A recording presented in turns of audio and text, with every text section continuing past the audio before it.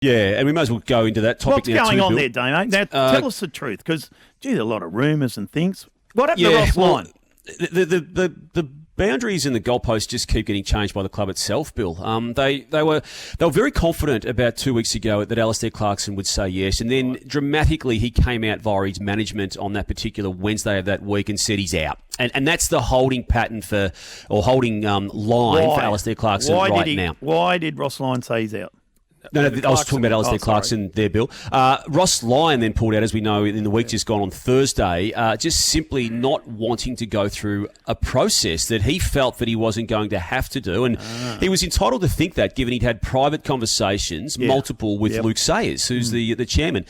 They, though, as a club, decided to instill a 6-person selection committee to find the new coach, and as such, put the candidates through the due diligence that you just referred to there with Collingwood. So he just wasn't going to do that, Bill, and that's his call. But it's also a continuation of the mess that football club has had by way of its own dealings and doings, and more importantly, or equally importantly, the messaging that they've been conveying now to the public since calling for the review at the halfway stage of the season. Righto, Damo. Now, a man that works with him on Sundays and become very close. BFFs. What's going on? They've balls it right up. Who have? Carlton have. Right, I mean, clearly they've had private conversations, which we all know not private anymore, and they've said something to Ross, and they've had some sort of the job verbal agreement. I would have thought close to it, and then they've changed the goalpost on the death knock. Well, not even on the death knock, because now they're going to go through this process, and just the messaging from Ross himself. By the way, I think he's handled himself,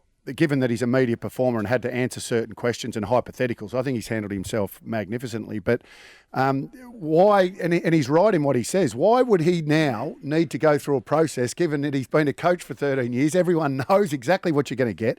Yep. The guy is proven at going to a club and having instant success. I just cannot fathom how they would muck this up.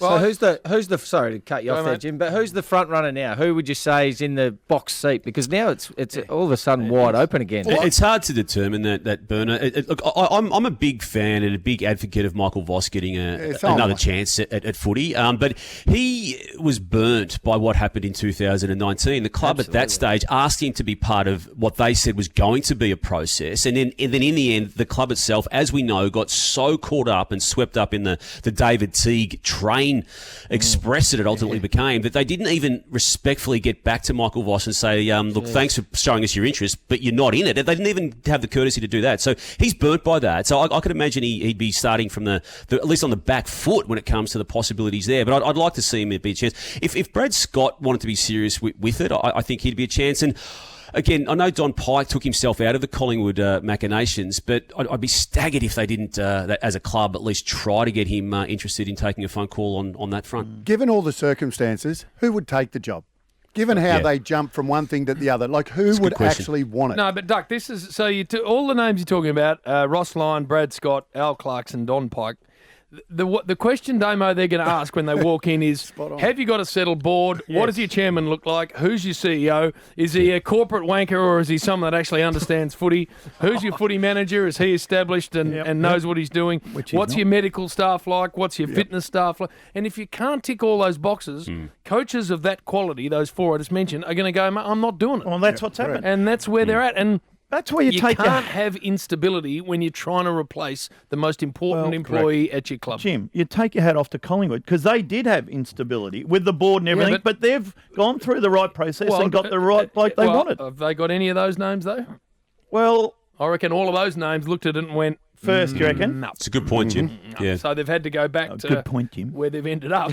Not saying Craig McRae won't be very good, but when you've got that body of work behind you like those blokes have, they're just not taking those jobs on. Yeah, good point, Jim.